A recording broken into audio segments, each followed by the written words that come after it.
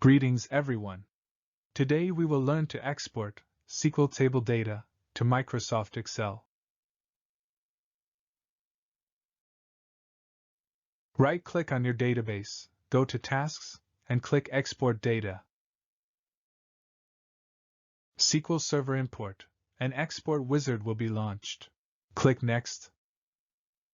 Select the data source type as SQL Native Client. Select Server and Authentication. Then, select the database. Click Next. For destination, select Microsoft Excel. Set the path to the destination Excel file. The Excel version depends upon the installed Access Engine driver. First row has column headers is selected. Next, select the preferred data transfer mode, copy or query.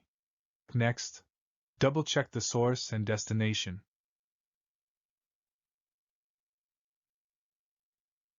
Next, run the package.